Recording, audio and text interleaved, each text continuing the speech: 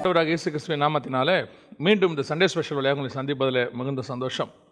இன்னைக்கு ஒரு வசனத்தை நம்ம வாசிக்க போகிறோம். ரோமர்கள் நிருபம் 8ஆம் அதிகாரம் 26. அந்தபடியே ஆவியானவரும் நமது பலவீனங்களில் நமக்கு உதவி செய்கிறார்.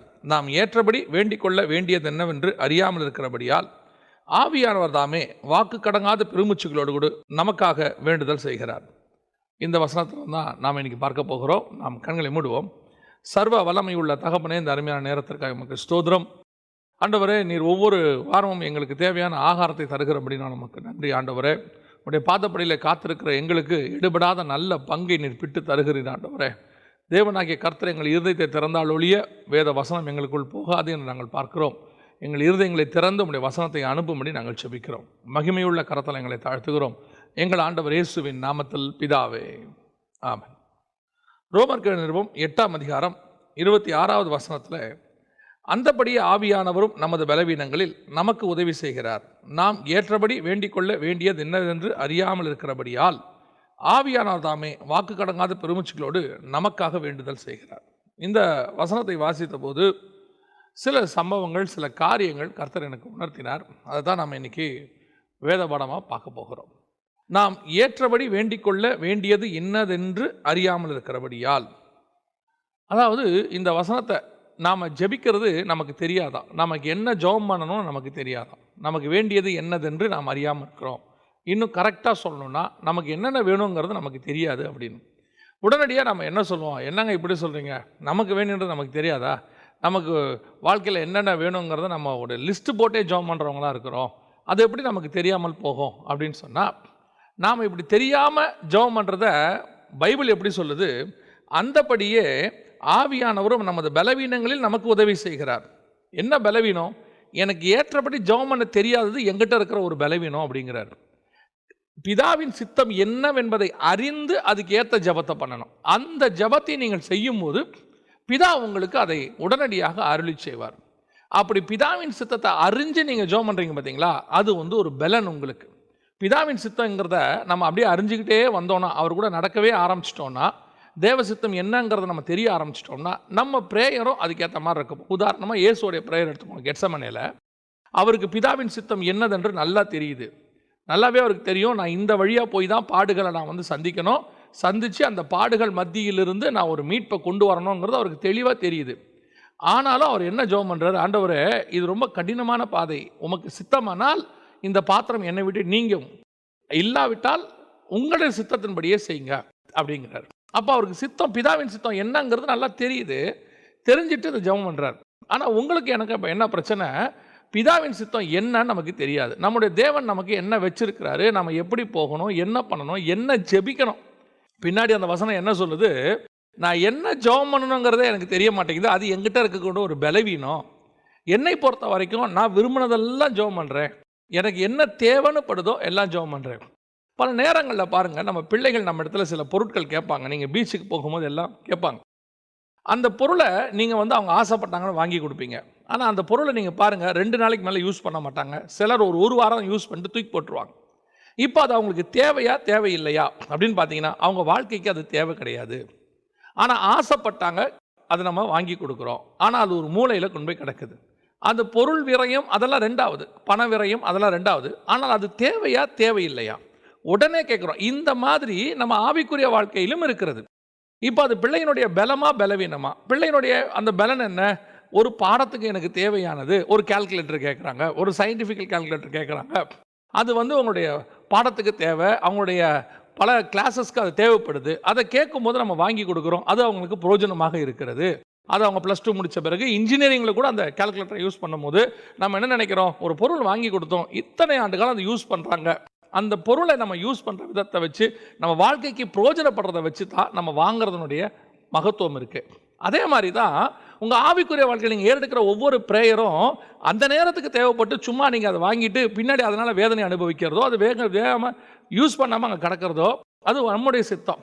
பிதாவின் சித்தம்னு ஒன்று இருக்குது. அதை கேட்டு நம்ம செய்கிறோம் பாருங்களேன், அது நம்முடைய பலனாமா. அவருக்கு தெரியும் உனக்கு என்ன வேணும்னு. அதுவே எனக்கும் தெரியும், நான் அதை கேட்பேன், அவர் எனக்கு இது கொடுப்பார். இன்றைக்கி நிறைய பேர் எங்ககிட்ட கேட்குற கேள்விகளில் மிக முக்கியமானது என்னென்னா, தேவசித்தம் அறிவது எப்படி, தேவசித்தம் அறிவது எப்படி அப்படின்னு சொல்லி. அதாவது தேவ சித்தம் அறிவது எப்படி அப்படிங்கிறத ஒரு மணவாட்டி திருமணம் ஆகிறதுக்கு முன்னாடி வரைக்கும் ஒரு மணவாளனோடு கூட அவருடைய சித்தம் அறிவது என்னங்கிறத அவர்கிட்ட பேசும்போது கொஞ்சம் தெரிஞ்சுப்பாங்க, கேட்டுப்பாங்க, தெரிஞ்சுப்பாங்க.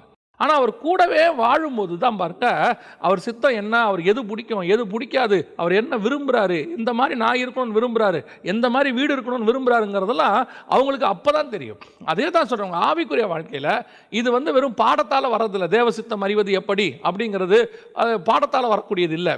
நீங்கள் அவரோட அவங்க ஆவிக்குரிய வாழ்க்கையை தொடர்ந்து நடத்த அவருக்கு டைம் அதிகமாக ஸ்பெண்ட் பண்ண அவரோட சஞ்சரிக்க ஆரம்பிக்க அவர் எல்லாவற்றையும் உங்களுக்கு சொல்லுவார். பாருங்களேன், எல்லாவற்றையும் உங்கள்கிட்ட செய்வார். அது எல்லாத்தையும் சொல்றவர் உங்களை பற்றியும் சொல்வார். சரி, இப்போ நம்ம செய்தி என்னன்னா, நான் இப்போ எப்படி என்னுடைய ஜபத்தை ஏறெடுக்கிறது, பிதாவின் சித்தத்தை அறிந்து நான் ஜெபம் பண்ணுறதுக்கு, அதுக்கு தான் அந்த பலவீனத்தில் எனக்கு பலப்படுத்துறதுக்கு அவர் என்ன செய்கிறாரா, எனக்கு உதவி செய்யும்படி பரிசுத்த ஆவியானவர் வரார். அவர் என் பிரேயரில் என்ன பண்ணுறாரா, எனக்கு என்ன தேவை என்பதை, உண்மையான தேவை, என் ஆவிக்குரிய வாழ்க்கைக்கு, என் உலக வாழ்க்கைக்கு உண்மையான தேவை என்ன என்பதை அவர் பிதாவுக்கு என் மூலமாய் தெரியப்படுத்துகிறாரா, ஜெபம் பண்ண வைக்கிறாராம். இதுதான் உண்மையான ஒரு ஜெபம். இந்த ஜெபத்தை நீங்கள் ஆவியான ஒரு துணையோடு தான் ஏறெடுக்க முடியும். பரிசுத்தாவின் அபிஷேகம் தேவையா, பரிசுத்தாவின் அபிஷேகம் இருக்கா அப்படிங்கிறவங்களுக்கு இங்கே ஒரு காரியம் சொல்லப்படுது பாருங்கள். இந்த வசனத்தில் அது உறுதிப்படுது. பரிசுத்தாவின் அபிஷேகம் உண்டு, பரிசுத்த ஆவியானவர் தேவை. எதற்காக? நீங்கள் ஒரு ஜபத்தை ஏறெடுக்கும் போது, உங்கள் வாழ்நாள் ஃபுல்லாக ஜபம் அவசியம். இன்றைக்கி நிறைய பேர் ஜபமே வேணாங்கிறாங்க, அதை விட்டுருவோம். வாழ்நாள் முழுக்க ஜபம் அவசியம். ஜபம் இல்லாமல் அவன் வாழ்க்கையே கிடையாது. அதாவது 5ஆம் அதிகாரம் வெளிப்படுத்தின விசேஷத்தில் ஜபங்களாகிய தூப வர்க்கம் ஏறெடுக்கப்பட்டது. பரிசுத்தவான்களின் ஜபங்களாகிய தூப வர்க்கம். மாம்சமான யாவரும் உம்மிடத்தில் வருவார்கள். எதுக்கு? ஜபத்தை கேட்கிறவரே.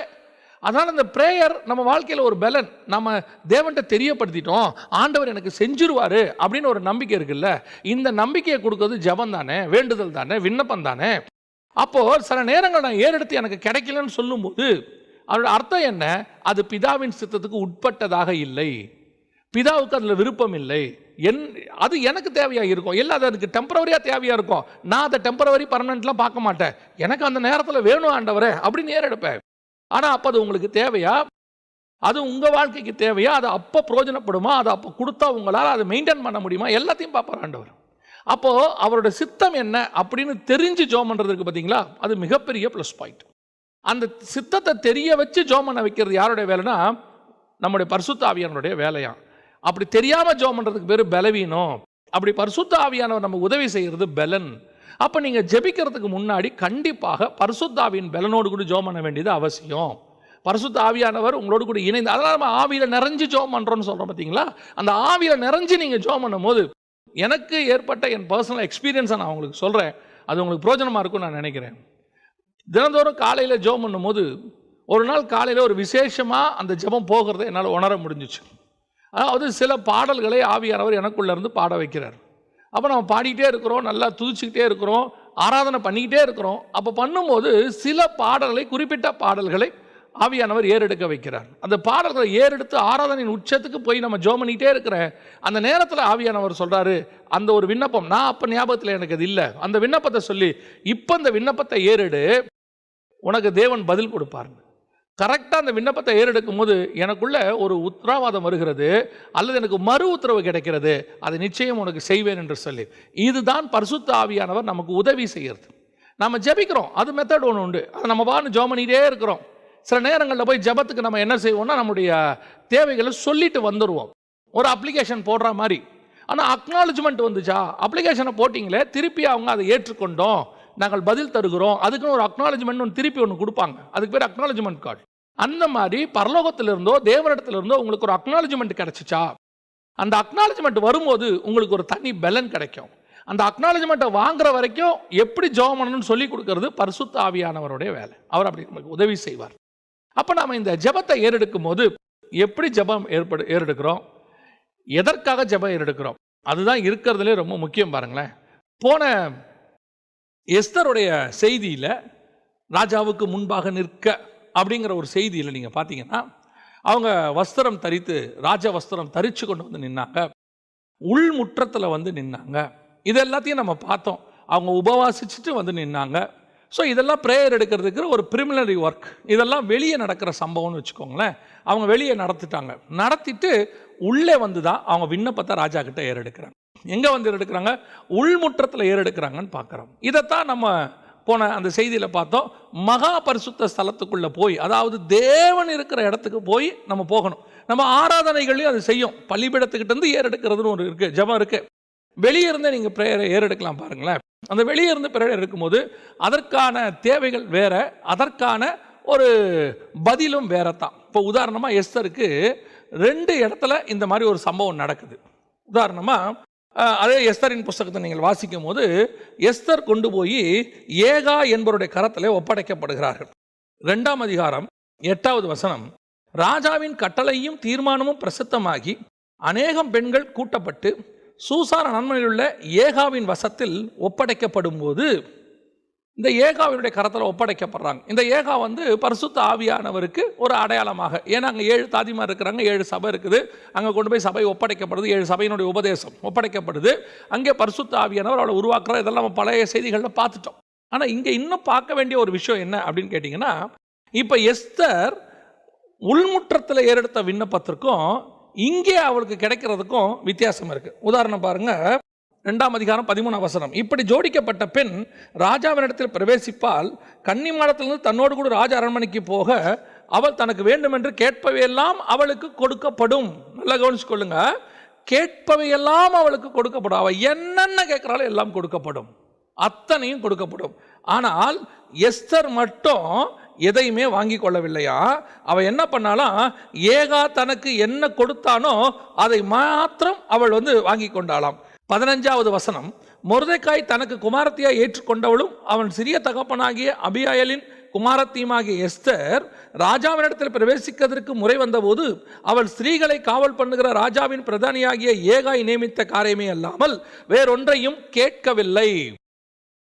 அப்போ இதுதான் ரொம்ப விசேஷம். அதாவது என்னன்னு கேட்டீங்கன்னு சொன்னால், வெளியே இவள் வந்து வெளியே கேட்கறதுக்கும் ராஜ உட்முற்றத்தில் கேட்கறதுக்கும் வித்தியாசம் இருக்கு. வெளியே இவ என்ன கேட்டாலும் கிடைக்கும். ஆனால் வசனம் சொல்லுது, எஸ்தர் ஒன்றையும் கேட்கவில்லை. அவளுக்கு என்ன கொடுக்கப்பட்டதோ அதை மட்டுமே அவள் கேட்டாள். இதுதான் ரொம்ப முக்கியம்.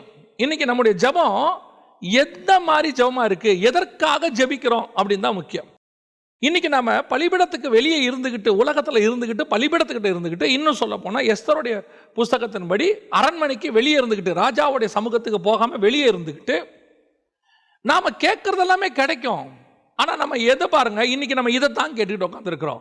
ஒரு சாரார் பெண்கள் என்ன பண்ணாங்களா, அந்த ராஜகுமாரத்தியாக யார் செலக்ட் பண்ணுறாங்களோ அதுக்காக பெண்கள் எல்லாம் கூட்டப்பட்டாங்க. அத்தனை பேர் என்ன பண்ணாங்களோ அவங்க கேட்டதெல்லாம் கிடைத்தது. என்ன வேணாலும் இல்லைங்க, அது தப்பு கிடையாது, அவங்க இஷ்டம், அவங்க கேட்டுக்கிட்டாங்க.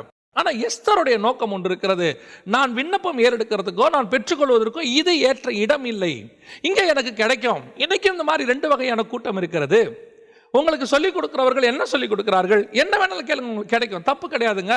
கர்த்தர் உங்களை ஆசீர்வதிக்க தான் விரும்புகிறாரு, கர்த்தர் உங்களை கிருபையாக இருக்கிறாரு. இந்த பூமியில் நீங்கள் எது கேட்டாலும் கொடுப்பேன், என் நாமத்தினாலே எதை கேட்டாலும் கொடுப்பேன். உண்மை, இதில் எந்த மாற்று கருத்தும் இல்லை. அவர் கொடுக்கிறதற்கு தயாராக இருக்கிறார். ஆனால் எல்லாவற்றையும் அனுபவிக்க எனக்கு அதிகாரம் உண்டு.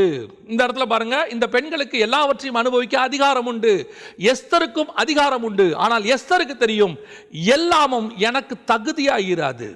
எதை ஏறெடுக்கணும், எதை விண்ணப்பத்தை ஏறெடுக்கணும், எதை பெற்றுக்கொள்ளணும் அப்படிங்கிறது எனக்குன்னு ஒன்று லிமிட் இருக்கு. நான் அந்த இடத்துக்கு போய் தான் அதை கேட்பேன்.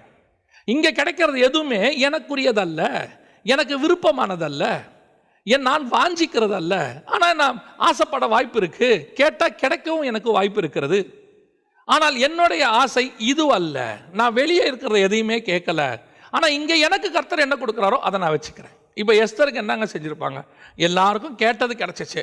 எஸ்தரை மட்டும் என்ன பண்ணியிருப்பாங்க, கிழிஞ்ச துணி கொடுத்துருப்பாங்களா, காலையில் எழுந்திரிச்சோன்னே கஞ்சி கொடுத்துருப்பாங்களா, இல்லை அதுக்கப்புறம் மதியானத்துக்கு மேலே பழைய சாதம் கொடுத்துருப்பாங்களா, இல்லை படுக்கிறதுக்கு ஒரு பாயை கொடுத்து வெளியே கொடுத்துருப்பாங்களா? இந்த பெண்களுக்கெல்லாம் என்ன கிடைத்ததோ அதையே தான் எஸ்தருக்கும் கிடைச்சிருக்கும். எந்த மாற்று கருத்தும் இல்லை. ஏன்னா எல்லாரையும் பார்க்குற மாதிரி தான் எஸ்தரையும் பார்த்துருப்பாங்க. இவங்க எல்லாருக்கும் கிடைக்கிறது எஸ்தருக்கும் கிடைச்சிச்சு. இவங்க என்ன பண்ணுறாங்க, கூடவே இன்னும் கொஞ்சம் கேட்டுக்கிறாங்க, ஏங்க எனக்கு இன்னும் கொஞ்சம் கொடுங்க, ட்ரெஸ்ஸில் இன்னும் கொஞ்சம் நகை கொடுங்க, நான் போட்டுக்கிறேன், இன்னும் கொஞ்சம் ட்ரெஸ்ஸில் வந்து வேற மாதிரி கொடுங்க, இன்னும் கொஞ்சம் சாப்பாட்டில் கிராண்டாக கொடுங்க.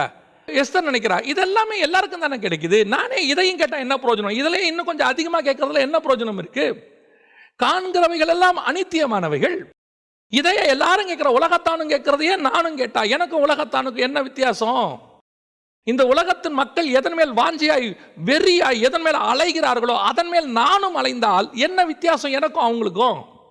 நான் இதற்காக வரவில்லை, என்னுடைய தேவை இதுவும் இல்லை. இதையெல்லாம் ஏகாகிட்ட நான் கேட்காமையே எனக்கு கிடைக்கும். ஏன்னா கேட்காமையே ஏகா என்ன ராஜாக்குன்னு ரெடி பண்ணிட்டு இருக்கிறாரு. நான் ராஜகுமாரத்தி, நான் தேவனுடைய சபை, எனக்கு கர்த்தர் எல்லாத்தையும் கொடுப்பாரு. ஆனால் என்னுடைய தேவை இது அல்ல. இங்கே உட்காந்துக்கிட்டு எல்லாரும் கொடுங்க பாருங்க, எல்லாரும் கேட்கறதா நானும் கேட்டுக்கிட்டு இருக்கேன். எனக்கு என்ன பெருசா நீங்க தேவன்கிட்ட கேட்டீங்க? வீடு கேட்டிருப்பீங்களா, இல்லை நகை கேட்டிருப்பீங்களா, இல்லை உங்க பிள்ளைகளுக்கு ஒரு நல்ல வரன் கேட்டிருப்பீங்களா, உங்க பையனுக்கு ஒரு வேலை கேட்டிருப்பீங்களா, இல்லை நல்ல ஒரு கார் கேட்டிருப்பீங்களா, இல்லை உங்க ஆஃபீஸில் ஒரு ப்ரொமோஷன் கேட்டிருப்பீங்களா, இல்லை எல்லார் மத்தியிலையும் ஒரு நல்ல அந்தஸ்து, நல்ல ஒரு பேர், ஒரு புகழ், இதை தவிர வேற என்ன கேட்டோம்? நம்ம வேற என்ன இருக்கு இங்கே கேட்கறதுக்கு? நீங்க கொஞ்சம் யோசிச்சு பாருங்க. எல்லாரை விட ஒரு மேன்மையான போஸ்டிங், ப்ரொமோஷன், இல்லை ஆஃபீஸில் ஒரு நல்ல போஸ்டிங், சரி அதை விட்டுருங்க. என் குடும்பத்தில் ஒரு நல்ல பேர், எங்கள் குடும்பத்தில் இருக்கிற எல்லாரை விட ஒரு பெரிய வீடு, உலகத்திலேயே எல்லாரை விட பெரிய வீடு நம்ம கேட்க போகிறதில்ல. நம்ம கேட்டால் என்ன கேட்போம்? என் குடும்பத்தில் இருக்கிறவங்களே நான் கொஞ்சம் ஆசீர்வாதமா இல்லையா, எனக்கு ஒரு ஆசை இருக்காண்ட, சின்ன வயசுலேருந்து நான் ஆசைப்பட்ட ஆண்டவரை, அது எனக்கு கொஞ்சம் கிடைக்குமா? இதை தவிர்த்து வேற என்ன கேட்டோம்? இப்போ இருக்கிற காரை விட இன்னும் கொஞ்சம் நல்ல காரு, கொஞ்சம் பெரிய காரு. ஏன் நாங்கள் ஒரு 5 பேர் ஆகிட்டோம், 7 பேர் ஆகிட்டோம், ஆண்டவரை இன்னும் கொஞ்சம் பெரிய கார். இதை தவிர நான் என்ன கேட்டேன்? இதே தானே உலகத்தானும் கேட்கிறான். உலகம் அதைத்தானே கேட்கிறது, நானும் அதைத்தான் கேட்கிறேன், எல்லா கன்னிகளும் அதைத்தான் கேட்கிறார்கள். எஸ்தர் நானும் அதையே கேட்கிறேனே. அப்ப எனக்கும் அவங்களுக்கு என்ன வித்தியாசம்? ஏன் நான் நிற்கிற இடம் இது, இங்கே நான் இதுதான் கிடைக்கும், இந்த இடத்துல எனக்கு இதுதான் கிடைக்கும். இதை தவிர்த்து நான் கேட்கிறது ஒன்று இருக்கிறது. அது எங்க போய் கேட்கணும்? உள்முற்றத்தில் கேட்கணும். ஆனால் அங்கே கேட்கறது என்ன கேட்பேன் தெரியுமா? அங்கே போய் நிற்கும் போது ராஜா எங்கிட்ட ஒரு காரியம் சொல்றாரு. ராஜா என்ன சொல்றாரு பாருங்க, 5ஆம் அதிகாரம் 3வது வசனம். ராஜா அவளை நோக்கி, எஸ்தர் ராஜகுமாரத்தியே, உனக்கு என்ன வேண்டும்? நீ கேட்கிற மன்றாட்டு என்ன? நீ ராஜ்யத்தில் பாதி கேட்டாலும் உனக்கு கொடுக்கப்படும் என்றாள். அப்படின்னா என்ன அர்த்தம்? இப்போ உள்முற்றத்துக்கும் வந்துட்டா, அவள் உள்ளேயும் வந்தாச்சு. இப்போ அவளுக்கு அடுத்த ஆஃபர் கிடைக்குது. முதல் ஆஃபர் என்ன? எல்லா ஸ்திரீகளுக்கும் கிடைச்சது, அவளுக்கு கிடைச்சது. வேணா இன்னும் அதிகமாகவும் கிடைக்கும். அவள் அந்த எதையுமே கேட்கல. வேண்டாம், நான் கேட்கறதுக்கு ஒன்று வரும், நான் அதை கேட்பேன். இப்போ வந்தாச்சு. இப்போ வந்து நின்ன உடனே ராஜா கேட்குறான், உள்முற்றத்துக்கும் வந்தாச்சு. ராஜா கேட்குறான், உனக்கு என்னம்மா வேணும்? ராஜ்யத்தில் பாதி கேட்டாலும் உனக்கு கொடுக்கப்படும் என்றால். ராஜ்யத்தில் பாதினா எவ்வளோ தெரியுங்களா? கிட்டத்தட்ட குறைஞ்சபட்சம் ஒரு 60 நாடு. ஏன்னா அவன் 127 நாட்டு அரசாண்டான்னு ஒன்று சொல்லுது. எஸ்தரின் புஸ்தகம் 1ஆம் அதிகாரம் 1ஆம் வசனம் சொல்லுது, 127 நாடுகளை அரசாண்ட அகாஸ்வேரு ராஜாவின் நாட்களிலே சம்பவித்தாவது 127 நாடு. அப்போ நீங்கள் பாருங்க, அவன் சொல்கிறான் ராஜ்யத்தில் பாதி கேட்டாலும் தரேன். கிட்டத்தட்ட 63 64 நாடுன்னு வச்சுக்கோங்களேன். இந்த வார்த்தையை கேட்டவுடனே நீங்கள் என்ன செய்வீங்க? நம்மளாக இருந்தால் என்ன பண்ணுவோம்? செங்கோல் நுனிக்கோலை தொட்ட உடனே அவன் சொல்கிறான் பாதி கேட்டாலும் தரேன். ராஜா சும்மா விளையாட்டுக்கெல்லாம் சொல்லவில்லை. காரணம், ராஜா சொன்னால் சொன்னதே, எழுதினதே தெளிவாக இருக்கு. ராஜா சொல்லிட்டான்னு வச்சுக்கோங்க. ராஜா நீங்கள் சொன்னபடி தான் பாதி கொடுத்துருங்க, இது நான் கூட கேட்கல, நீங்களா சொன்னது. ஆனால் எஸ்தரின் விருப்பம் அது அல்ல. 63 நாடுகள் என் விருப்பம் அல்ல ராஜா, என்னுடைய விருப்பம் வேறொன்று இருக்கிறது. இதுதான் என் பலமா பலவீனமா என்பது இருக்கிறது. என் பலவீனம் எது? 64 நாடு உனக்கு கையில் வருது, இது பலன். ஆமா தானே? நம்மளை பொறுத்த வரைக்கும் அதான பலன். ஒருவேளை திடீர்னு கூப்பிட்டு ஒரு பெரிய ஆர்கனைசேஷன் இருக்கு, வேர்ல்டுலேயே மிகப்பெரிய ஆர்கனைசேஷன், ஒரு நிமிஷத்துக்கு பல 1000 கோடி ரூபா சம்பாதிக்கிற ஆர்கனைசேஷன் வச்சுக்கோங்களேன், ஒரு கூகுள் மாதிரியோ மைக்ரோசாஃப்ட் மாதிரியோன்னு வச்சுக்கோங்களேன். அந்த இதை உனக்கு நான் எழுதி கொடுக்குறேன். அந்த மாதிரி ஒரு 60 கம்பெனி, உலகத்தில் இருக்கிற ஃபர்ஸ்ட் 60 கம்பெனிஸ் ஆர்கனைசேஷன்ஸ் உன் கையில் எழுதி கொடுக்குறேன்னு சொன்னால், நீங்கள் வேணான்னு சொன்னால் உலகம் சொல்லும் அது உன் பலகீனம். ஏன்? அறிவில்லை உனக்கு. எவ்வளோ பெரிய சான்ஸு, அவங்களே சொல்கிறாங்க எழுதி கொடுக்குறேன், ஏன் வேணாங்கிற? திடீர்னு கூப்பிட்டு 50,000 கோடி தரேன்னு சொன்னா, நீ வேணான்னு சொன்னா அது உன் பலகீனம். உனக்கு கேட்க தெரியலப்பா, பாரு என்ன சான்ஸ் பாரு. 63 நாடு கிடைக்குது, நீ வேணாங்கிறிய. அப்போ பரிசுத்தாவியை பொறுத்த வரைக்கும் எது பலன்? அவர் சொல்றாரு, உன் பலவீனங்களிலே நமக்கு உதவி செய்யும்படி பரிசுத்தாவியானவர் ஜபங்களை ஏறெடுக்க உதவி செய்கிறார். அப்ப என் பலன் எது? இந்த 63 நாடா? என் பலன் எது? இங்க இருக்கிறதுல ஒரு பெரிய உயர்வா? என் பலன் எது? என்னுடைய தேவையா? என் வாழ்க்கைக்கு தேவையான அன்றாட வாழ்க்கைக்குரிய தேவையா? என் பலன் எது? என் எதிர்காலத்துக்குரியதான தேவையா? என் பலன் எது? என் பிள்ளைகளுக்குரியதை கேட்பதா? இல்லை, இதெல்லாம் என் பலகீனம். இது அத்தனையும் அழியக்கூடியது. அந்த நிமிஷத்துக்கு வேணா அது யூஸ் ஆகும், ஆனா அடுத்த நிமிஷத்துக்கு அது யூஸ் ஆகாது. நாளைக்கு இன்னும் விலைவாசி ஏறிட்டா இன்னைக்கு நீ கேட்கக்கூடியதான அந்த உயர்வு நாளைக்கு பற்றாக்குறைக்கு போயிடுமே, அது ஒரு பலகீனம். இன்னைக்கு நீ கேட்கக்கூடிய கார் இன்னொரு நாள் பழசா மாறிடுமே. இன்னைக்கு நீ கேட்கக்கூடிய வீடு நாளைக்கு உனக்கு பத்தாமல் போகலாமே. இன்னைக்கு நீ கேட்கக்கூடிய ஒரு ஆசீர்வாதம் நாளைக்கு மதிப்பில்லாமல் போகலாமே. எத்தனையோ காரியங்கள் அப்படி நடந்திருக்கிறது. அப்ப நான் இன்னைய பார்த்து, இப்ப இருக்கிறத பார்த்து, இன்னைய தேவையை பார்த்து நான் ஒரு கேள்வியை, ஒரு தேவையை என் தேவனிடத்தில் கேட்கிறேன் என்று சொன்னால் நான் பலவீனமானவன். அப்ப நான் இதுக்கெல்லாம் கேட்கவே கூடாதா? வசனம் சொல்லுது, நீ கேட்டுக்கொள்வதற்கு முன்பதாகவே உங்கள் பரமபிதா அறிந்திருக்கிறார். பாருங்க, கெட்ட நாமெல்லாம் கெட்டவங்க. வசனம் அப்படி சொல்லுது, பொல்லாதவர்களாகிய நீங்கள் உங்கள் பிள்ளைகளுக்கு நல்ல ஈவுகளை செய்யும் போது பரிசுத்த ஆவியாகிய தேவனை நமக்கு தேவன் கொடுப்பது அதிக நிச்சயம் அல்லவா? தேவன் பரிசுத்த ஆவியை கொடுப்பது அதிக நிச்சயம் அல்லவான்னு லூக்கால இருக்கு. அப்போ பரிசுத்த ஆவிய பிதா எனக்கு கொடுத்திருக்கிறாரு. எதுக்காக கொடுத்திருக்கிறாரு? அவருக்கு என்ன பிடிக்குமோ, எனக்கு என்ன தேவையோ அதை 2 பேருக்கு நடுவில் இருந்து கேட்க வச்சு வாங்கி கொடுக்கிற ஒரு மிகப்பெரிய மீடியேட்டராக பரிசுத்த ஆவியை நான் வச்சிருக்கிறேன். பரிசுத்த ஆவிக்குள்ள நிரம்பி நான் அதை கேட்கும் போது என்னையும் கேட்க வைப்பாரு, பிதா கிட்ட இருந்து அதை வாங்கி கொடுப்பாரு. ஆனா என்ன கேட்க வைக்கணுங்கிறது அவருக்கு தான் தெரியும், பரிசுத்த ஆவியானவருக்கு தான் தெரியும். எனக்கு தெரியாதுன்னு தான் அர்த்தம். இன்னைக்கு நான் அதை போட்டு என் வாழ்க்கைக்கு இதை கொடுங்க அதை கொடுங்க இப்படி கேட்க கேட்க கேட்க மற்ற பெண்களை போல நிற்கும் போது ஒரு லிமிட் வருது. நான் இன்னும் ஆவிக்குரிய வாழ்க்கையில் வளர்றேன், உள்முற்றத்துக்குள்ள வந்துட்டேன், பரிசுத்த ஸ்தலத்துக்குள்ள நுழைஞ்சிட்டேன், ஆவியானவரோடு கூட உறவாட தொடங்குற அந்த நேரத்தில் கூட என் மாம்சம் வெளிப்படும். எப்படி வெளிப்படும்? உன்னை கூப்பிட்டு நிற்க வச்சு கேட்பாங்க, 64 நாடு வேணுமா? ராஜ்யத்தில் பாதி வேணுமா? இயேசு கிறிஸ்து முதல் 2 சோதனைகளை ஜெயிக்கிறார். அந்த சோதனைகளுடைய அளவு பார்த்தீங்கன்னா உயர்வு இருக்கும். ஒன்று வனாந்தரத்தில் இருக்கும், அடுத்து உப்பரிக்கையின் மேலே இருக்கும், அதுக்கு அடுத்து மலைக்கு மேலே போகும். அதாவது ஸ்டாண்டர்ட் இன்க்ரீஸ் ஆகிட்டே போகும். அப்போ வனாந்தரத்தில் ஜெயிச்சு பிசாசை ஃபர்ஸ்ட் ரவுண்டு ஜெயிக்கிறாரு, அடுத்து உப்பரிக்கையிலையும் ஜெயிக்கிறாரு. இப்போ மேல் ரவுண்டு மேலே மலையின் அனுபவத்துக்கு வந்துட்டாங்க, உன்னதமான அனுபவத்துக்கு வந்துட்டாங்க. அந்த உன்னதமான அனுபவத்தில் மேலே நிற்கும் போது பிசாசு சொல்றான் இயேசுவை பார்த்து, இந்த உலகத்தின் ராஜ்யங்களும் அதன் மகிமைகளையும் காட்டி இது எல்லாம் எனக்கு தந்திருக்கு, அதை நான் உனக்கு தரேன். ஆகாஷ்வேரு ராஜா எஸ்தரை பார்த்து சொன்ன அதே ஸ்டேட்மெண்ட், த சேம் ஸ்டேட்மெண்ட். அவனாவது பாதி தரேன்னா, பிசாசு மொத்தத்தையும் தரான்னா, இயேசுக்கு எல்லாத்தையும் தரேன்னா உனக்கு. இப்படி பாருங்க, அவன் என்ன பண்ண சொன்னாங்கிறது 2வது.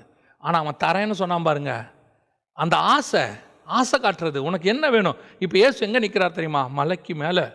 மலையின் அனுபவங்கிறது வித்தியாசம். மோசே மலைக்கு மேலே போனார்னா வேற, 3 சீஷர்கள் மலைக்கு மேலே ஏறி போனால் அந்த அனுபவம் வேறு, எலியா மலைக்கு மேலே போனால் அந்த அனுபவம் வேறு. மலையின் அனுபவம் என்பது விசேஷமானது. அந்த மலையின் அனுபவத்துக்கு கூட்டிகிட்டு போய் நல்ல மகிமையில் இருக்கும்போது அங்கே என்ன கேட்குறான் தெரியுமா? ராஜ்யம் வேணுமா? இது ஒரு மிகப்பெரியதான வீழ்ச்சிக்கானது. ஆனால் அது என் பலவீனம். அந்த இடத்த நான் விரும்பிட்டேனா? ஆவிக்குரிய வாழ்க்கையில் உச்சத்துக்கு வரும்போது கூட இந்த மாம்சத்தின் தேவைகளோ அல்லது மாம்சத்துக்குரியதோ இந்த உலகத்தில் உரியதோ ஒரு ஆசை எனக்குள்ள ஒட்டிக்கிட்டே இருக்கும். ஆனால் அந்த நேரத்தில் நீங்கள் கேட்கறது ரொம்ப சீப்பானதாக இருக்காது, உலகத்திலேயே அது சீப்பானதாக இருக்காது, அது ஒரு காராக இருக்காது. ஏன்னா நீங்கள் அதுக்கு முன்னாடியே நல்ல காரெல்லாம் போயிட்டு இருப்பீங்க. உங்கள் ஆவிக்குரிய வாழ்க்கையோட உன்னத லெவலுக்கு நீங்கள் வரும்போது அதுக்கு ஒரு 20-30 வருஷம் ஆயிருக்கும், ஊழியம் வளர்ந்துருக்கும், நீங்கள் உங்கள் ஆவிக்குரிய வாழ்க்கை வளர்ந்துருக்கும், பிஸ்னஸ் வளர்ந்துருக்கும். நீங்கள் பார்த்தீங்கன்னா நல்ல ஒரு பெரிய காரு 30 லட்சம் 40 லட்சம் காரில் கூட இருப்பீங்க, ஒரு 1 கோடி ரூபா 2 கோடி ரூபா வீடு கூட கட்டியிருப்பீங்க. நீங்கள் பார்த்தீங்கன்னா உங்களுக்கு நல்ல ஃப்ரெண்ட்ஸு, நல்ல பெரிய சர்க்கிள் ஃப்ரெண்ட்ஸ் உருவாகி இருப்பாங்க, பெரிய பெரிய ஆட்கள் கூட தெரிஞ்சிருக்கும், எல்லாம் இருக்கும். இப்போ நீங்கள் போயிட்டு எனக்கு வந்துட்டு ஒரு சின்ன காரியத்தை நீங்கள் கேட்க போகிறது கிடையாதுன்னு வச்சுக்கோங்களேன். அந்த இடத்துல உங்களை ஆசை காட்டுறதுக்கு நிறைய விஷயம் இருக்கு. அங்கே வரும்போது மாம்ச தேவை கொஞ்சம் வேற மாதிரி இருக்கும். ஆனால் எஸ்தராக இருக்கட்டும், இயேசுவாக இருக்கட்டும், எஸ்தர்கிட்ட தேசத்தில் பாதி தரேன்னா, இயேசுகிட்ட உலகத்தின் மகிமையை மொத்தம் தரேன்னா, இந்த வாய்ப்பு அவங்களுக்கு கிடைக்கும் போது இவங்க 2 பேருடைய விண்ணப்பம் என்னவா இருந்தது தெரியுமா? இது அல்ல, நான் இதுக்கா ஜீவனை பணைய வச்சு உள்முற்றத்துக்கு வந்தேன். ராஜா கூப்பிடாம உள்முற்றத்துக்கு வந்தா சாவேன்னு எனக்கு தெரியுமே. நான் வந்தது எதுக்கு? இந்த 60 ராஜ்யத்தில் பாதியை வாங்கிறதுக்காக நான் வந்தேன். ஏசு பிசாசை பார்த்து, ஏன்பா இந்த அழிஞ்சு போகிற உலகம், இந்த சாம்ராஜ்யங்கள் ஒளியும், ரோம சாம்ராஜ்யம் போகும், மற்ற சாம்ராஜ்யங்கள் வரும், இன்னும் எவ்வளவோ இருக்கு, இதெல்லாம் அழிஞ்சு போகிறது, காண்கிற எல்லாம் அனித்தியமானவைகள். இதை வாங்கிறதுக்காகப்பா நான் பரலோகத்தையே விட்டுட்டு கீழே வந்திருக்கிறேன். இந்த எண்ணம் உங்களுக்கு எனக்கும் வரணும். இந்த உலகத்தையே விட்டுட்டு சிலுவையை சுமந்துக்கிட்டு இயேசுக்கு பின்னாடி மேலே ஏறி வந்திருக்கிறேனே, எதுக்கு நான் வந்திருக்கிறேன்? ஒரு சிலருடைய சாட்சியை கேட்டேன், கொஞ்சம் வருத்தமாக இருந்தது. அவர்கள் எல்லாத்தையும் விட்டுட்டு பியூரா மினிஸ்ட்ரிக்குன்னு தன்னை கமிட் பண்ணி, ஏன் சொல்ல போனால் தாய் தகப்பனை கூட விட்டுட்டு வந்தவங்க ஒரு லெவலுக்கு அப்புறம் அவங்களுடைய சாட்சியை கேட்குறேன். அவங்களுடைய தகப்பன், அவங்களுடைய அண்ணன் தம்பி பிள்ளைகள் எல்லாம் வளர்ந்து அப்போ வந்திருப்பாங்க. இவங்க ஊழியத்துக்கு வரும்போது அவங்களாம் சின்ன பிள்ளைகள், இவங்க எல்லாரையும் விட்டு வந்துட்டாங்க. அதுக்கு பிறகு பார்த்தீங்கன்னா இந்த ஊழியத்தில் இவங்க வளர்ந்து இவங்களுக்குன்னு நிறைய காரியங்கள் வந்த பிறகு இவங்க என்ன பண்ணுறாங்க, அதை எடுத்து இவங்களுக்கு குடும்பம் கூட இருக்காது, இவங்க திருமணம் கூட பண்ணியிருக்க மாட்டாங்க, குடும்பம் கூட இருக்காது. ஆனால் அதை எடுத்து அந்த அண்ணன் தம்பி பிள்ளைகளுக்கு செய்ய தொடங்குறாங்க. அவங்க செய்யறது தப்புன்னு இல்லை. இதே ஆட்கள் தான் 30 வருஷத்துக்கு முன்னாடி வேற மாதிரி பேசினாங்க. உலகம் எனக்கு பாத்திரமல்ல, தாய் தகப்பனே வேணான்னாங்களே. அப்போ அந்த நேரத்தில் போய் எனக்கு கொஞ்சம் ஒரு எண்ணம் வருது பாருங்களேன், ஐயோ என் சொந்தக்காரன்லாம் இப்படி இருக்கிறானே, அவனுக்கு நான் செய்யணும். அந்த எண்ணம் தப்பல்ல. ஆனால் இதே எண்ணம் 30 வருஷத்துக்கு முன்னாடி வேற மாதிரி இருந்துச்சு. கர்த்தர் பார்த்துக்கொள்வார், எனக்கு கர்த்தர் போதும், என்னுடைய தேவை இதல்ல. ஒரு ஏழை கஷ்டப்படும் போது கொடுக்கறது தப்பே கிடையாது, அது சொந்தக்காரனாக இருக்கிறான், இல்லாமல் போகிறான். ஆனால் அவனுக்குன்னே இவங்க ஊழியத்தை அதுக்கப்புறம் செலவு பண்ண ஆரம்பிக்கிறாங்க. அதுக்கப்புறம் இவங்களுடைய ஊழியம் அவங்க பக்கம் திரும்புது, அவங்கள ஏதாவது ஆசீர்வதிக்கணும்னு போகிறாங்க. ஒரு இடத்துல இதெல்லாம் அவங்க டைவர்ட் பண்ணுது பாருங்களேன். இப்போ என்ன ஆகும், ராஜ்யத்தில் பாதி கொடுத்தாலும் மகிமை மொத்தமாக கொடுத்தாலும் எஸ்தரும் சரி இயேசுவும் சரி சொல்கிற வார்த்தை என்ன தெரியுமா? அப்பால இப்போ இது வேணா ராஜா, எனக்கு இதுக்கா ராஜா உயிரை பணைய வச்சு நான் உள்ளே வந்தேன், இதுக்கா உலகத்தை விட்டுட்டு நான் வந்தேன். நிறைய பேர் இயேசுக்கிட்ட வந்த பிறகு அவங்களோட விண்ணப்பங்கள் எல்லாமே இந்த பூமிக்குரியதாக தான் இருக்கு. அதுக்கென்று சில ஊழியர்களும் இருக்கிறார்கள், உங்களை அவங்க அப்படித்தான் சொல்லியும் கொடுக்கிறார்கள். இதை கேளு, உன்னை இந்த இடத்துல கார் கேளு, இருக்கிறதுலே காஸ்ட்லியான கார் கேளு, இருக்கிறதுலே உன்னை பயங்கரமான கிரெடிட் கார்டு கேளு, உன்னை கர்த்தர் அப்படியா? இல்லைங்க, நீங்கள் இவ்வளோத்தையும் விட்டுட்டு வந்தது இதை வாங்கிறதுக்காகவா? எஸ்தர் புறப்பட்டு வந்தது உயிரை பணைய வச்சு இதுக்குள்ளே வந்து இந்த ஆவிக்குரிய வாழ்க்கையில் வர்றதுங்கிறது எப்படி தெரியுமா? உங்களுக்கு எவ்வளோ விதமான போராட்டம் இருக்குன்னு தெரியுமா? ரத்தத்தோடு மாம்சத்தோடு மாத்திரமல்ல, வானமண்டலத்தின் பொல்லாத சேனைகள், பாதாளத்திலிருந்து வரக்கூடிய பிசாசுகள், எத்தனையோ காரியம். இவைகளுக்கு நடுவில் தான் கர்த்தர் உங்களை பத்திரமா பார்த்துக்கிட்டு இருக்காரு. இவைகளுக்கு நடுவில் நீங்கள் வந்து ஆவிக்குரிய வாழ்க்கையை கர்த்தருக்காக சக்சஸ்ஃபுல்லாக வாழ்ந்துட்டு இருக்கிறீங்களே, எதுக்காக? இந்த உலகத்தில் கிடைக்கிற இந்த சீப்பான ஆசீர்வாதங்களுக்காகவா? இதெல்லாம் வெளியவே கிடைக்குங்க. நீங்கள் முள்முற்றத்துக்கு வர வேண்டிய அவசியம் இல்லை, மலை மேலே ஏறி வரணும்னு அவசியம் இல்லை, பள்ளிப்படத்துக்கிட்டே கிடைக்கும், வெளியவே கிடைக்கும். இயேசுவை தேடாமையே இதெல்லாம் கிடைக்கும் உங்களுக்கு. அப்போ இங்கே நான் எதுக்கு வந்தேன்? எஸ்தர் சொல்றா, ராஜா நான் இதுக்கு வரல ராஜா, நான் வந்தது வேறு. எஸ்தரின் புஸ்தகம் 7ஆம் அதிகாரம் 3வது வசனம் சொல்லுது, அப்பொழுது ராஜஸ்திரியாகிய எஸ்தர் பிரதியுத்தரமாக, ராஜாவே உம்முடைய கண்களில் எனக்கு கிருபை கிடைத்து ராஜாவுக்கு சித்தமாய் இருந்தால் என் வேண்டுதலுக்கு என் ஜீவனும் என் மன்றாட்டுக்கு என் ஜனங்களும் எனக்கு கட்டளையிடப்படுவதாக. இதுதான் ராஜா விண்ணப்பம். ராஜா எனக்கு தேவையெல்லாம் வெளியவே கிடைச்சிருச்சு ராஜா, நீங்களே என்னை ராஜகுமாரத்தையே ஏற்றுக்கிட்டீங்களே, நீங்களே எனக்கு கிரீடத்தையும் வச்சுட்டீங்களே, எனக்கு ஒன்றும் பிரச்சனையே இல்லை ராஜா, ஐ எம் சாட்டிஸ்ஃபைடு, என் லைஃபுக்கு தேவையானதெல்லாம் எனக்கு கிடைக்குது, போதும் என்ற மனதுடன் கூடிய தெய்வபக்தியை மிகுந்த ஆதாயம், ஐ எம் சாட்டிஸ்ஃபைடு. அப்புறம் எதுக்கு உயிரை பணைய வச்சு உள்ளே வந்த எஸ்தர்? நான் வந்தது இந்த தேசத்தில் பாதியை வாங்கிறதுக்கோ இல்லை, ஏன்னா தேசத்தில் பாதியை வாங்கினாலும் நான் சாப்பிட போகிறது என்னமோ ஒரு தட்டு சாப்பாடு தான், தேசத்தில் பாதியை கொடுத்தாலும் நான் தூங்க போகிறது என்னமோ அதே கட்டில் படுத்து தான் தூங்க போகிறேன். நீங்கள் தேசத்தில் பாதியை கொடுத்தாலும் எனக்கு ஒன்றும் பெரிய பிரோஜனமெல்லாம் இருக்க போகிறதில்ல, நான் இப்போயே சாட்டிஸ்ஃபைடாக வாழ்ந்துட்டு இருக்கிறேன் ராஜா. என்ன வேணும்? என் மன்றாட்டுக்கு என் ஜனங்கள் வேணும், எனக்கு தேவை ஆத்தும பாரம். உன்னை ஏன் கர்த்தர் ரட்சித்து இவ்வளவு தூரம் கொண்டு வந்திருக்கிறார் தெரியுமா? நீ அழிகிற சொத்தை கேட்கிறார். ஆவியானவர் உனக்கு என்ன சொல்லி கொடுக்குறார் தெரியுமா? இந்த அழிகிற சொத்தை கேட்காத, அழியாத சொத்து ஒன்று இருக்கு, அதை கேளு. எது அழியாத சொத்து? நீ ஏறெடுக்கிற ஜெபம் எதுக்கு தெரியுமா? மன்றாட்டு என்ன இருக்கும் தெரியுமா? என் ஜனங்களாக இருக்க வேண்டும். ஏன்? அந்த ஆத்துமாக்கள் உன்னோடு கூட பரலோகத்துக்கும் வரும். அதுதான் அங்கே நிற்கும். அங்கே வந்து உன் கூட சாட்சி கொடுக்கும். நீ சம்பாதிச்ச ஆத்துமாக்கள் உன்னோடு கூட பரலோகத்தில் வந்து நிற்குமே, அதுதான் உன்னை விண்ணப்பமாக இருக்கணும். இப்போ இயேசு கிறிஸ்து ஏசுங்க எல்லாத்தையும் கொடுத்தது வேணான்ட்டு போயிட்டார். எதுக்கு ஏசு வந்தார்? அவர் சொல்கிறார், ஏன்பா இதுக்கா நான் வந்தேன்? இதை விட மேலான ராஜ்யம் ஒன்று இருக்குது, பரலோக ராஜ்யம். அதுக்கே நான் ராஜாப்பா. சகலம் அவராலே அவருக்காக உண்டாக்கப்பட்டது. நான் தேவனுக்கு செல்ல பிள்ளையாக இருந்தேன்ப்பா, வலது பார்சத்தில் உட்காந்துருந்தேன்ப்பா. எல்லாத்தையும் எனக்கு தான்ப்பா உண்டாக்கி கொடுத்தாரு. அந்த ராஜ்யத்துக்கு ஈக்குவலான ராஜ்யம் உலகத்திலே இல்லைப்பா. இது எல்லாத்தையும் காட்டிட்டு என்ன அதை கேட்குறியா? எனக்கு அதெல்லாம் வேணாம். எனக்கு என்ன வேணும்? நான் வந்தது, என் உயிரை பணைய வைத்தது என் ஜனங்களை மீட்பதற்கு. அப்போ யோசித்து பாருங்க, இதுதான் ஒவ்வொரு ஆவிக்குரிய கிறிஸ்தவனுடைய வேண்டுதலாக இருக்கணும். நீங்கள் இன்னும் எதை வேண்டிக்கிட்டு இருக்கிறீங்க தெரியுமா? கர்த்தர் செங்கோல் நீட்டி ஆண்டவர் தான் சொல்லியிருக்கிறாரு, கேளுங்கள் அப்பொழுது உங்களுக்கு சந்தோஷமாக இருக்கும்படி கொடுக்கப்படும், என் நாமத்தினால எவைகளை கேட்டாலும் பெற்றுக்கொள்வீர்கள். அதான் இங்கே இருக்கு. அவர்கள் என்னென்னலாம் கேட்டாங்களோ எல்லாம் அவங்களுக்கு கிடைக்கும்னு இருக்கு. அதுதான் இயேசுன்னு சொல்றாரு, கிடைக்காதுன்னு சொல்லல. ஆனால் உன் விண்ணப்பம் என்ன? உன் ஆட்டிடியூட், உன்னுடைய ப்ரேயர் ரெக்வெஸ்ட் என்னவா இருக்கு? இன்னும் இதே தான் இருக்கா? இன்னும் உன்னை வந்து இப்படியே தான் சொல்லி கொடுக்குறாங்களா? நீ போயிட்டு இருக்கிறது பென்ஸு, இதுலயே கொஞ்சம் மேலான இதில் கீழே ஆண்டவர்கிட்ட நீ உட்காந்துக்கிட்டு இருக்கிறதுல வந்து 3 ஃப்ளோர் தான் இருக்கு, இன்னும் 7 ஃப்ளோர் ஆக்கல. இதுதான் உன் விண்ணப்பமா? இதில் என்னதான் உனக்கு சாட்டிஸ்ஃபேக்ஷன் வரப்போகுது? இப்போவே கர்த்தர் நம்மளை நல்லா தானே வச்சிருக்கிறார். எத்தனையோ பேருக்கு கிடைக்காத ஆசீர்வாதம். எத்தனையோ பேர் 3 வேளை ஆகாரம் இல்லாமல், 2 வேளை ஆகாரம் இல்லாமல், 1 வேளை ஆகாரத்தோடு கூட வாழ்றவர்கள் உலகத்தில் எத்தனை கோடி பேர் இருக்கிறான்? 2 வேளை ஆகாரத்தோடு இருக்கிறவங்க எத்தனை கோடி பேர் இருக்கிறாங்க? உனக்கும் எனக்கும் கர்த்தர் போதுமான ஆகாரத்தை கொடுத்துருக்கிறாரு. எத்தனை பேர் மழையிலும் வெயிலையும் தங்கறதுக்கு இடம் இல்லாமல் டென்ட் போட்டு எத்தனை நாட்டோட எல்லைகளில் அகதிகளாக புறப்பட்டுக்கிட்டு இருக்கிறாங்க? எத்தனை பேர் உயிர் பிழைச்சா போதும்னு சொல்லி கடல்லையும் தரைமார்க்கமாகவும் நாடு விட்டு நாடு ஓடிக்கிட்டு இருக்கிறாங்க. அவைகளுக்கெல்லாம் மத்தியில் கர்த்தர் உனக்கு ஒரு கூடாரத்தை கொடுத்து சந்தோஷமா உட்கார வைத்து குடும்பத்தோடு கூட வாழ வச்சிருக்கிறாரு. இன்னுமா உன் தேவை இது மேலேயே இருக்குது? அப்படியானால் நாம் பரிதபிக்கப்பட்டவர்கள் என்று வசனம் சொல்லுகிறது. என் தேவை இனிமேட்டு என்ன தெரியுமா? I am satisfied God. போதும்பா, நல்லா தான் சாப்பிட்றேன், நல்லா தான் இருக்கேன். என் தேவை இனி ஆத்துமாக்களாக இருக்கணும். என் ஜீவனுக்கு பதிலாக எனக்கு ஆத்துமாக்களை கொடும், என் மன்றாட்டுக்கு பதிலாக ஆத்துமாக்களை கொடும். நான் பண்ணுற ஒவ்வொரு ஜபமும் சோல்ஸ், ஆத்துமாக்கள். ஏன் இங்கே நீங்கள் கொடுத்துருக்கீங்க ஆண்டவரே, ஆனாலும் இது நிரந்தரம் இல்லை. இப்போ யோசிச்சு பாருங்க, எல்லா கன்னி மாடத்தில் எல்லாரோடையும் எஸ்தர் உட்காந்துருப்பா. எல்லாருக்கும் கிடைச்சது எஸ்தருக்கும் கிடைச்சிருக்கும். எஸ்தருக்கு தெரியும், நான் ராஜகுமாரத்தி ஆயிட்டேன்னு வச்சுக்கேன், இது எனக்கு வேஸ்ட்டு. ஏன்? இதுக்கப்புறம் நான் எங்கே இந்த இடத்துல இருக்க போகிறேன்?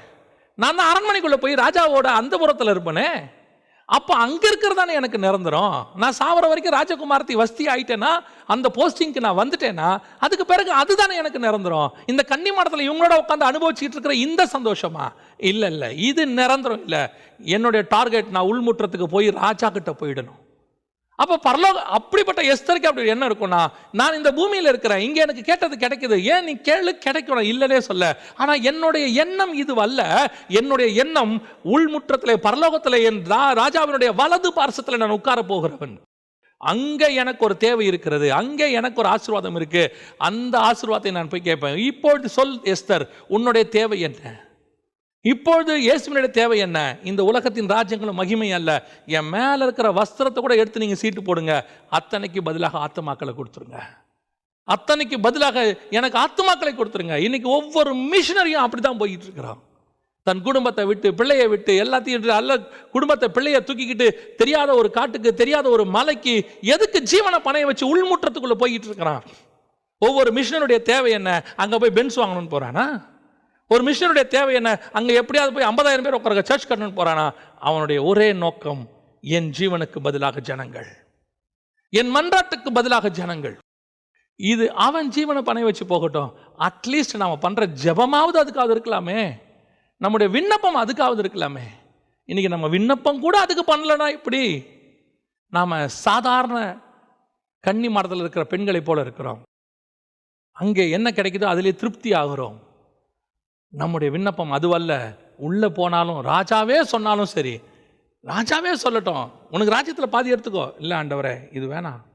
ஏன்? நான் ராஜ்யத்தில் 127 எனக்கு கிடைக்கும் ராஜா. ஏன்? உங்கள் பக்கத்தில் உட்காந்துக்கிட்டா 127க்குமே நான் தானே ராஜகுமாரத்தி. நான் இதில் பாதியை வாங்குறது, நான் முழுசாக வாங்கிக்கிறேன். அப்புறம் என்ன வேணும் உனக்கு? எனக்கு ஆத்துமாக்களை கொடுங்க, நான் ஒரு நாள் வந்து உங்கள் பக்கத்தில் உட்காந்துக்கிறேன். நான் ஒரு நாள் உங்கள் அருகில் வந்து உட்காந்துக்கிறேன், வலது பார்சலில் உட்காந்துக்கிறேன். இந்த விண்ணப்பம் தான் உன்னுடைய விண்ணப்பமாக இருக்கணும். இந்த விசுவாசம் உனக்கு இருக்கணும். இந்த பூமியில் நீ எது வாங்கினாலும் பாதி தான், ஆனால் பரலோகத்துக்கு போயிட்டா முழுசு. நாம் தேவனுடைய பக்கத்தில் வலது பார்சத்தில் சபை ஸ்திரீயாக மனவாட்டியாக உட்கார்ற இடத்துல உட்காரணும். அங்கே என்ன நமக்கு தேவையோ அதை இங்கே கேட்கணும் ராஜா கிட்ட. இந்த தேவை தான் எஸ்தர் கேட்ட தேவை. அதுதான் வசனம் சொல்லுது, நீ உன் பலவீனமான காரியங்களை கேட்குறப்பா, நீ பலமாக கேட்கறதுக்கு பரிசுத்த ஆவியானவர் உதவி செய்வார். எது பலன்? பூமியில் இருக்கிற எதை கேட்டாலும் அது பலவீனம். இது பலன் தெரியுமா? அழியாதது பலன்.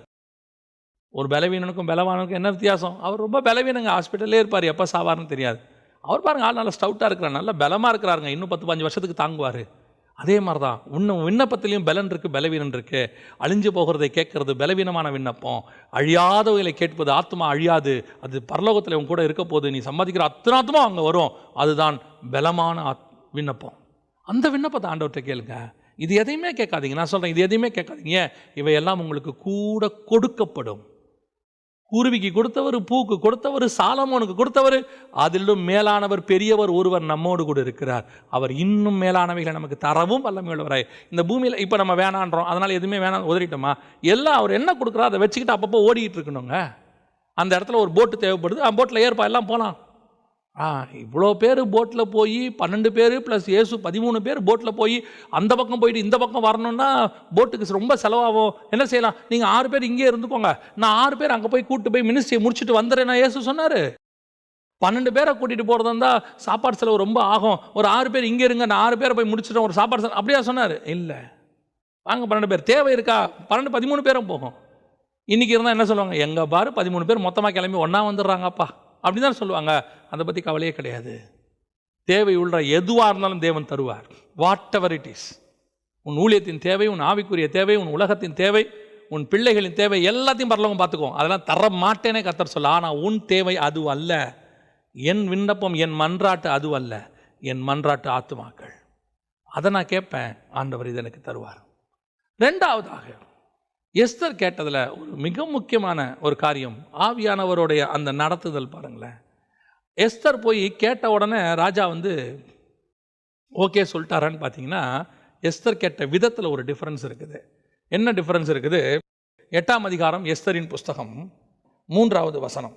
பின்னும் எஸ்தர் ராஜ சமூகத்தில் பேசி அவன் பாதங்களில் விழுந்து அழுது, நல்லா கவனிங்க, விழுது அழுது ஆகியான ஆமானின் தீவினையையும் அவன் யூதருக்கு விரோதமாய் செய்ய யோசிக்க யோசனையும் பரிகரிக்க அவனிடத்தில் விண்ணப்பம் பண்ணினாள். இந்த விண்ணப்பத்தோடு கூட அவள் எதை சேர்த்துக்கிட்டா தெரியுமா?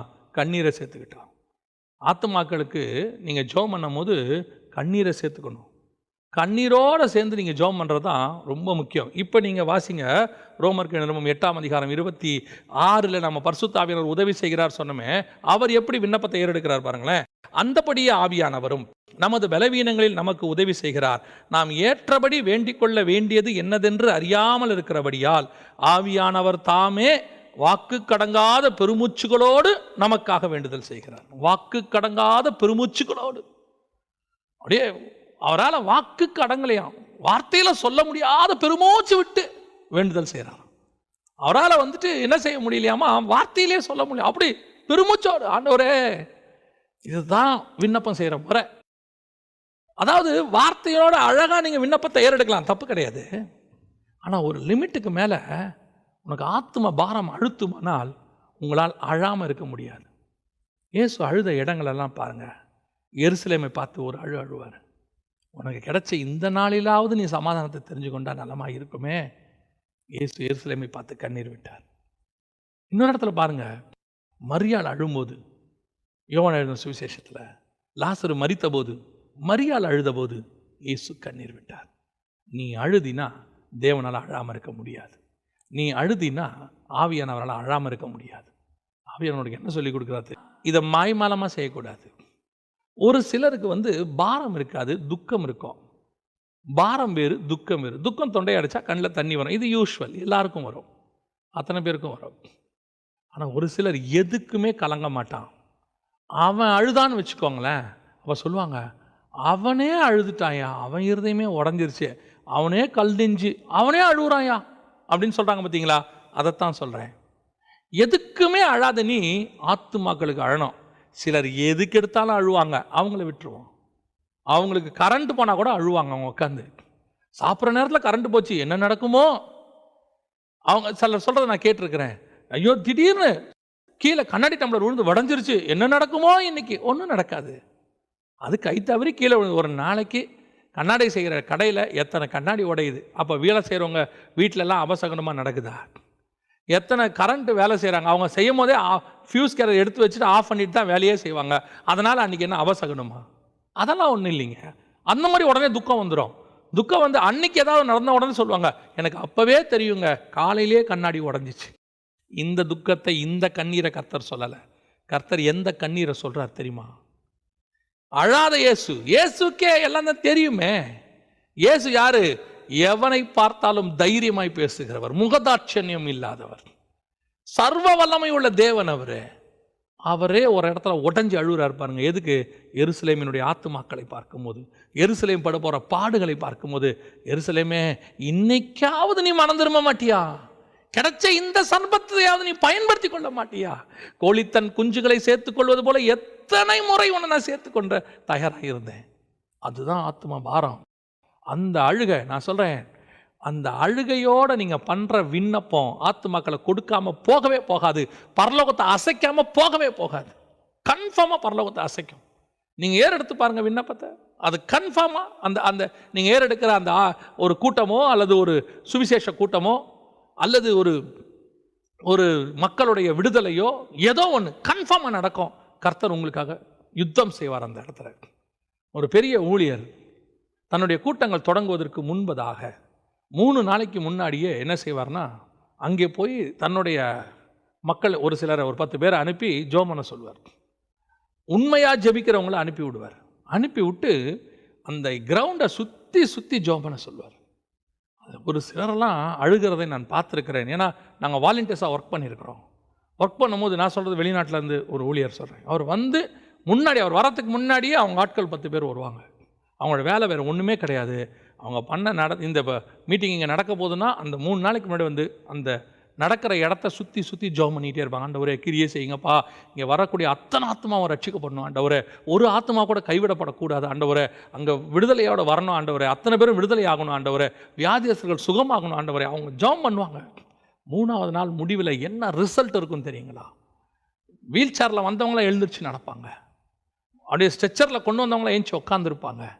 எத்தனை பேர் மனம் உடஞ்சி அழுவாங்க தெரியுமா? இயேசு என்னை விடுதலையாக்கினாருன்னு. உன் அழுகைக்கு பதில் வராமல் போகவே போகாது. ஆனால் எதுக்கு அழணும்னு இருக்கு. எஸ்தர் எதுக்கு அழுதாங்க? ராகேல் எதுக்கு அழுதாலாமா? எனக்கு பிள்ளை கொடும் என்று அழுதாள். அதுக்கு அழுது வேற, அதனுடைய பர்சனல் விண்ணப்பம். அதை கர்த்தர் செஞ்சுட்டு போயிடுவார். அது ரொம்ப ஈஸி. ஆனால் ராஜாவின் உள் சமூகத்துக்கு போகும்போது இயேசு ஒரு இடத்துல எப்படி ஜெபம் பண்ணுறாருன்னு வசனம் சொல்லுது பாருங்கள். ரோமர்கள் நிருபம் 8ஆம் அதிகாரம் 34வது வசனம் சொல்லுது, ஆக்கினைக்குள்ளாக தீர்க்கிறவன் யார்? கிறிஸ்துவே மரித்தவர், அவரே எழுந்தும் இருக்கிறவர், அவரே தேவனுடைய வலது பார்சத்தில் இருக்கிறார், நமக்காக வேண்டுதல் செய்கிறவர் அவரே. நமக்காக வேண்டுதல் அங்கே உட்காந்து செஞ்சுக்கிட்டு இருக்கிறாராம். யோசிச்சு பாருங்க. ஆண்டவரே எல்லாத்தையும் முடிச்சிட்டம்பா, ஜாலியாக இருக்கலாம்ல. அவர் விண்ணப்பத்தை ஏறெடுத்துக்கிட்டே இருக்கிறாரா நமக்காக. எங்கே? பிதாவின் வலது பார்சத்தில் உட்காந்து, பக்கத்தில் உட்காந்து விண்ணப்பத்தை ஏறெடுத்துக்கிட்டே இருக்கிறார். ஏன் தெரியுமா? உனக்கு விரோதமாக ஒருத்தன் விண்ணப்பத்தை ஏறெடுத்துக்கிட்டு இருக்கிறான். இரவும் பகலும் சகோதரரை குற்றப்படுத்துகிறவன்.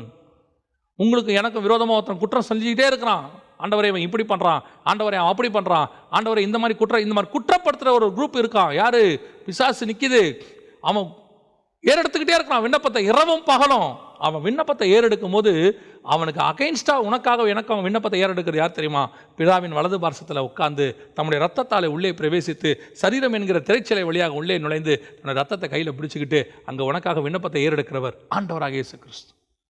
அவர் உட்காந்து விண்ணப்பத்தை ஏறெடுக்கும் போது உனக்குள்ள ஆவியானவர் சொல்லுவார், வாக்கு கடங்காத பெருமூச்சுகளோடு கூட இப்படி ஜெபம் பண்ணு, இப்போ அழுது ஜெபம் பண்ணு, உன் இருதயத்தை உடைக்க பண்ணுவார். நீ அழுது பண்ணுகிற ஒவ்வொரு விண்ணப்பத்துக்கும் அங்கே இயேசு ஏறெடுக்கும் போது பூமியிலே ஒரு காரியத்தை குறித்து இருவர் ஒருமனப்பட்டிருந்தால் பரலோகத்தில் இருக்கிற என் பிதாவினால் அது ஆகும் என்று சொல்லப்பட்டபடி பரிசுத்த ஆவியானவரும் நீயும் ஒன்றா சேர்ந்து ஜெபம் பண்ணும்போது பரலோகத்தில் இருக்கிற தேவனால் அது ஆகும்.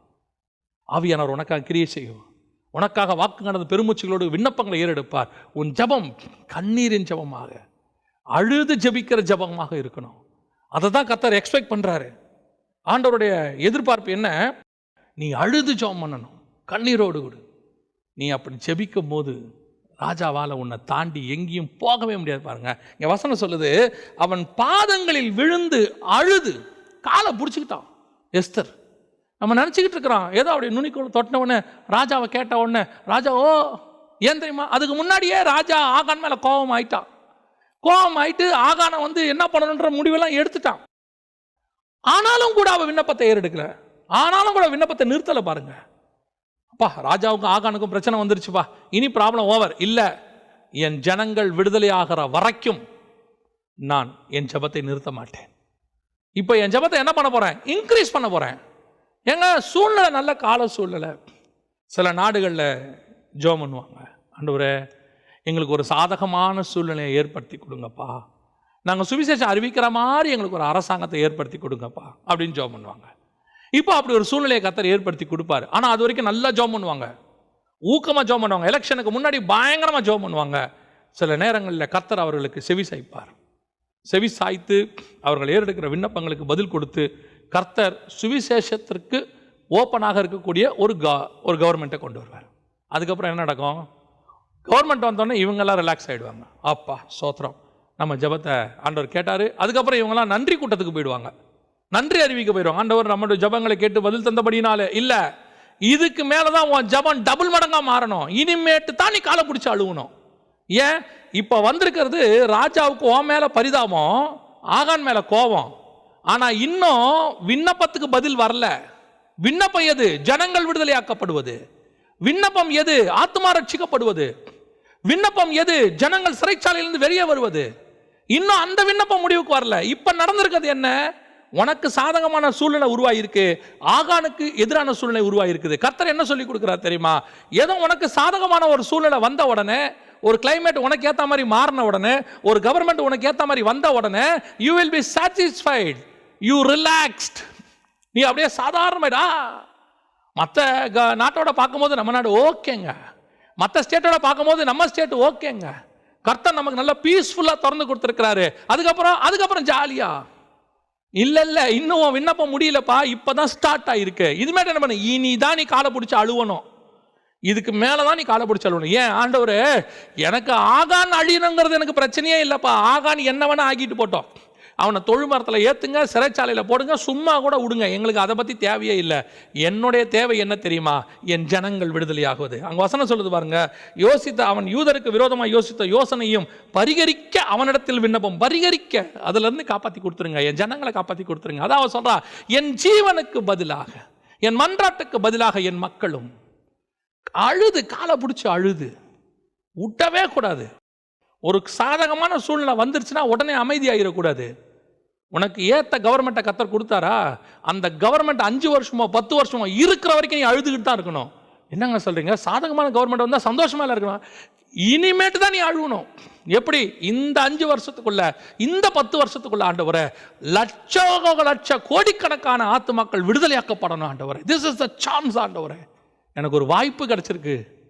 ஆகான் தள்ளப்பட்டது உண்மைதான், எனக்கு சாதகமா ராஜா திரும்பி இருக்கிறாரு, செங்கோலை நீட்டி இருக்கிறாரு, என் விண்ணப்பத்துக்கு செவி சாய்க்கிறாரு, எல்லாம் உண்மைதான். ஆனா இன்னும் ஜனங்கள் விடுதலையாக்கப்படவில்லை. விடுதலை ஆகிற வரைக்கும் நான் அழுவேன், விடுதலை ஆகிற வரைக்கும் நான் பாதத்தை பிடிப்பேன், கடைசி வரைக்கும் நான் மன்றாடுவேன், ஒரு காரியத்தை நான் விட்டு கொடுக்க மாட்டேன். கடைசி யூதன் விடுதலை ஆகிற வரைக்கும் அவள் சின்ன ஜெபம் பண்ணினாள். அதே தான் நானும் சொல்றேன். நம்முடைய கடைசி நிமிஷம் வரைக்கும், கடைசி ஆத்மா விடுதலையாக்கப்படுகிற வரைக்கும், வருகை வருகிற வரைக்கும் நம்முடைய ஜெபம் மாறக்கூடாது, அழுகை மாறக்கூடாது. தேவ சமூகத்தில் மன்றாடுகிற மன்றாடு விடவே கூடாது. ஏதோ சிலராக நான் பார்க்குறேன், அவங்க கம்பேர் பண்ணுறாங்க, அந்த நாட்டுக்கு நம்ம நாடு எவ்வளவோ பரவாயில்லைங்க, கம்பேரிங் டு அந்த ஸ்டேட் நம்ம ஸ்டேட் எவ்வளவோ பரவாயில்லைங்க. இல்லைங்க, இப்போ தான் கிளைமேட் மாறி இருக்குங்க, இனிமேட்டு தாங்க உன் ஜெபம் மாறணும், இனிமேட்டு தான் அழுக வரணும். இது வரைக்கும் நீ வைராக்கியமாக ஜெபம் பண்ண, விசுவாசமாக ஜெபம் பண்ண, கர்த்தர் உன் விசுவாசத்துக்கு கிரியை செஞ்சார். இப்போ ராஜா உன் பட்சத்தில் இருக்கிறார். இனி நீ அழுதினா ராஜாவால் தாங்க முடியாது, ராஜாவால் தாண்டி போக முடியாது. யாக்கோபு அழுதா தேவனால் தாண்டி போகவே முடியாது. ஓசியா புஸ்தகம் சொல்லுது, அவன் முழுவதும் அழுது கெஞ்சினான், தாண்ட முடியாது. மரியாள் அழுதா இயேசுவால் லாசரோ உயிரோட எழுப்பாமல் போகவே முடியாது. மார்த்தாள் பேசினா திருப்பி பேசுவார், மரியாள் அழுதா பேச மாட்டார். திருப்பி அழுவார். அதுதான் தேவனுடைய சுபாவம். நம்முடைய ஆண்டவர் இன்னும் அதே சுபாவத்தில் தான் இருக்கிறார். நேற்றும் இன்றும் என்றும் மாறாதவர். அதே சுபாவத்தோடு தான் இன்றைக்கி இருக்கிறார். நீ அழுது பாரு, காலைப்புடி கெஞ்சி கதறி பாரு. நம்ம கதறுவோமே, நம்முடைய கதறுதலுக்கு கர்த்தர் நிச்சயமாக பதில் தருவார். நீ அழுது கெஞ்சிப்பார், ஆண்டவர் நிச்சயம் ஒரு பதில் தரப்போகிறார். இன்னைக்கு ரோமர்கள் நிருபம் 8ஆம் அதிகாரம் 26வது வசனம் 2 முக்கியமான காரியங்களை நமக்கு சொல்லிக் கொடுக்கிறது. 1, எதை ஏறெடுக்க வேண்டும். 2, எப்படி ஏறெடுக்க வேண்டும்.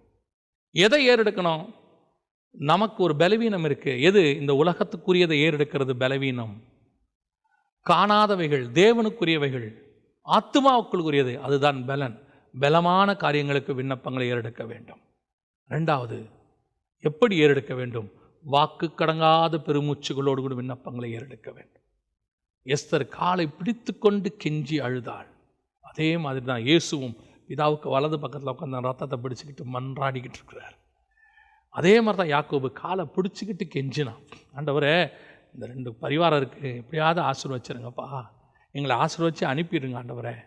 இந்த ஜெபம், இந்த விண்ணப்பம், நம்முடைய அழுகை ஒரு நாளும் பதில் தராமல் போகவே போகாது.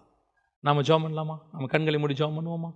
எங்கள் சர்வ வல்லமை உள்ள தகப்பனே, இந்த நேரத்தில் எங்கள் ஜெபத்தை நாங்கள் எப்படி ஏறெடுக்கணும், எதற்காக ஏறெடுக்க வேண்டும் என்று நீர் கற்றுக் கொடுத்த தயவுக்காக உமக்கு நன்றி ஆண்டவரே. நாங்கள் எதற்காக விண்ணப்பங்களை ஏறெடுக்கணும்னு எங்களுக்கு சொல்லிக் கொடுங்கப்பா. எப்படி ஏறெடுக்கணும்னு சொல்லிக் கொடுங்கப்பா ஆண்டவரே. நாங்கள் இன்னும் உலகத்துக்காக, இந்த எதிர்காலத்திற்காக, எங்கள் பிள்ளைகளுக்காக, பேர பிள்ளைகளுக்காக, எங்களுக்காக நாங்கள் ஏறெடுத்தது போதும். யோபு நண்பர்களுக்காக ஜெபித்த போது அவன் சிறையிருப்பை நீர் மாற்றினீர். நாங்கள் ஆத்துமக்களுக்காக ஜெபிக்கும் போது நீர் எங்கள் ஆத்துமாவை பத்திரமாய் பாதுகாத்துக் கொள்வீர். நீர் அப்படி செய்ய போகிறதுக்காக ஸ்தோத்திரம். நாங்கள் ஏறெடுக்கிற முறையை இன்னிலிருந்து நாங்கள் மாற்றுறோம் ஆண்டவரே. எங்களுக்கு ஆவியான ஒரு உதவி செய்யுங்கப்பா. வாக்கு கடங்காத பெருமூச்சுகளோடு கூட, அழுகையோடு கூட, மன்றாட்டுகளோடு கூட காலை பிடித்து கொண்டு அழ கர்த்தர் கிருபை பாராட்டும். ஆசீர்வதியும், வழி நடத்தும். இந்த வசனம் ஒவ்வொருத்தருக்கும் புரிய கிருபை பாராட்டும். எங்கள் ஆண்டவர் இயேசுவின் நாமத்தில் பிதாவே.